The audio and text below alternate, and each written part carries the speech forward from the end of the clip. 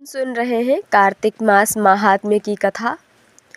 आज हम सुनेंगे षोडश अध्याय यानी कि 16वां अध्याय। यह कथा पद्म पुराण से प्रेरित है, यानी कि कार्तिक महात्म्य पद्म पुराण से लिया गया है। आइए शुरू करते हैं। ओम श्री गणेशाय नमः। ओम नमो भगवते वासुदेवाय।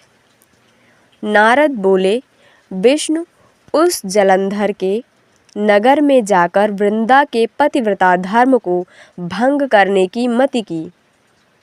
इसके बाद वृंदा देवी स्वप्न में पति को भैंसे पर चढ़ा और तेल लगाए नंगे शरीर में देखा, और काले फूल की माला ने कच्चे मांस के खाने वाले जीवों से सेवित और दक्षिण दिशा को जाते हुए मूंड मुंडाए अंधकार से घिरा हुआ ऐसा अपने पति को स्वप्न में देखा।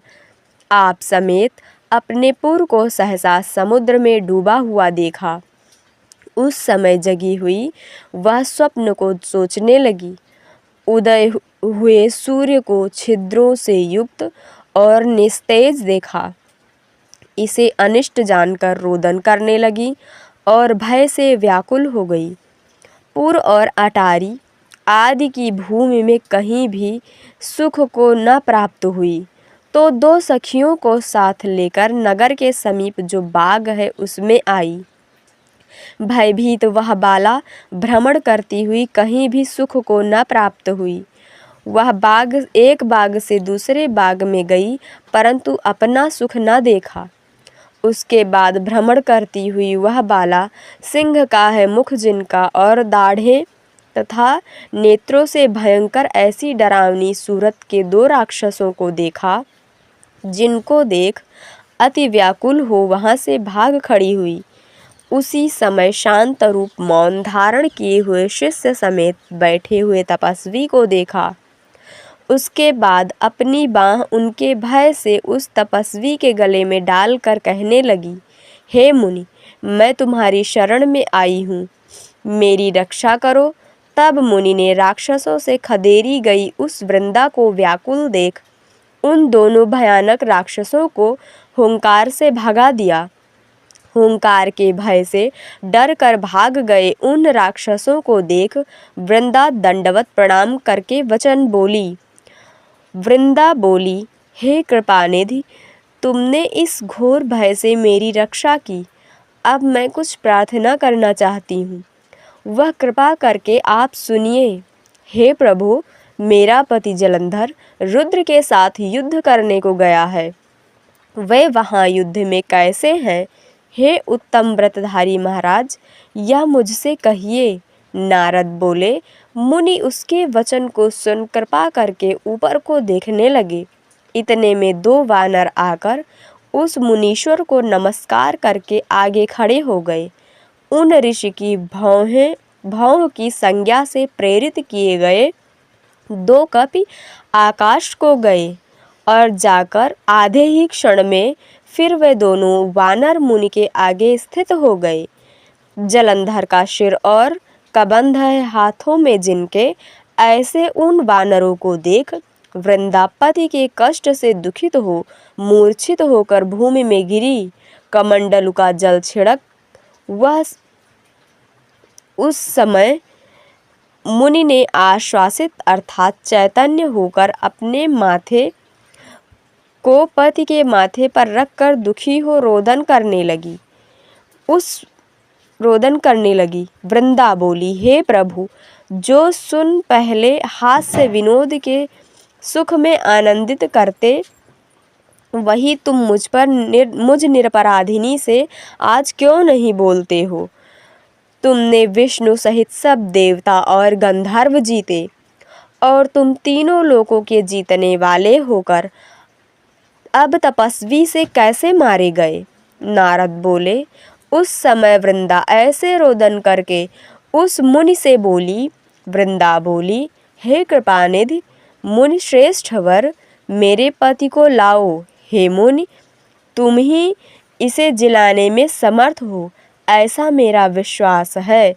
नारद बोले, यह उसका वचन सुनकर हंसकर मुनि बोले, मुनि बोले, रुद्र से संग्राम में मारे गए इसको मेरी जिलाने की सामर्थ्य नहीं है, तो भी तेरे ऊपर जो कृपा है उससे युक्त मैं इसे जिलाता हूँ।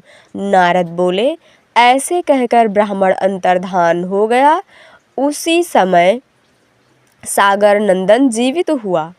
वृंदा को आलिंगन करके प्रसन्न मन हो चुंबन करता हुआ अनंतर वृंदा भी पति को देख मन में हर्षित हुई। उस बाग में रहकर उसने पति समेत बहुत दिनों तक विहार किया। नारद बोले, एक बार भोग के अंत में उसे विष्णु को देखा। फिर क्रोधित हो धमका कर वृंदा बोली, हे हरि, पराई स्त्री के साथ भोग करने वाले तुम्हारे शील को धिक्कार है। प्रत्यक्ष में तपस्वी रूप के धारण करने वाले तुम भली भांति मायावी जाने गए, और तुम माया से जिन्हें मुझको दिखाए वे तुम्हारे द्वारपाल हैं।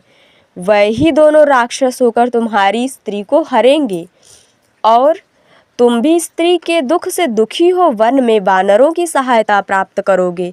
सर्वेश्वर, तुम भी भ्रमण करोगे, और यह जो तुम्हारे शिष्य हैं ये मृग रूप होएंगे। ऐसा कहकर उस वृंदा में आसक्त है मन जिसका, ऐसे विष्णु से वारण की गई भी अग्नि में प्रवेश कर गई। उसके बाद हरि वृंदा का बार बार स्मरण करते हुए उसकी चिता की भस्म में लेटते हुए वहीं स्थित रहे, और मुनियों तथा सिद्धों के समूह से समझाने पर भी शांति को न प्राप्त हुए। ओम तत्सत। भगवान की लीलाओं का श्रवण करते समय अपने मन में विकार न लाएं। हरि हर प्रकार से निर्विकार हैं, वह उनकी लीला है। वह अपने भक्तों को सदैव सर्वप्रथम रखते हैं। यहाँ पर उनकी लीला आवश्यक थी जलंधर को मारने के लिए। अतः अपने मन में ऐसा विकार न लाएं कि हरि किसी स्त्री से द्वेष करते हैं या किसी स्त्री का कोई किसी भी प्रकार अपमान करते हैं। वह निर्विकार ब्रह्म हैं, वह सर्वत्र व्याप्त हैं, और उनकी लीलाओं को श्रवण करते समय सदैव यह ध्यान रखें कि वह सर्वेश्वर हैं, वह सर्वप्रथम हैं, वह सबसे बड़े हैं, और उन्होंने जो कुछ भी किया वह धर्म के लिए ही किया है। ऐसा ध्यान में रखते हुए यह कथा सुने। आज का अध्याय यहीं पर पूर्ण हुआ। बोलिए ओम नमो भगवते वासुदेवाय। बोलिए जय जय श्री लक्ष्मी नारायण। ओम जय जय सियावर रामचंद्र की जय, उमापति महादेव की जय, बोलो बजरंग बली की जय, अयोध्या रामलला की जय, वृंदावन कृष्णचंद्र की जय, बोलो बजरंग बली की जय, बोलो भाई सब संतन की जय, बोलो भाई सब भक्तन की जय। ओम नमः पार्वती पतये, हर हर महादेव। जय जय श्री राधे। इसके आगे की कथा हम कल सुनेंगे। आप यहाँ पर ध्यान दें, जलंधर ने अत्यंत त्रुटि की है, क्योंकि उसने जगत जननी माँ, जो कि सारे समस्त संसार समस्त सृष्टि की माँ है, उन पे कुदृष्टि डाली है। इस वजह से भगवान ने वृंदा के सतीत्व को भंग किया है। उनके हर कार्य के पीछे धर्म उद्देश्य होता है। किसी भी व्यक्ति का या किसी भी लिंग या किसी भी प्रकार के जीव का नुकसान नहीं होता है। ऐसा ध्यान में रखते हुए आप कथा सुने, और कथा पूरी सुने, एक अध्याय से लेकर 16 अध्याय तक, तभी निर्णय लें। भगवान के बारे में किसी भी प्रकार से निर्विकार ही मन रखें। जितना साफ मन रखेंगे उतने अच्छे से प्रभु को समझ पाएंगे। बहुत बहुत धन्यवाद।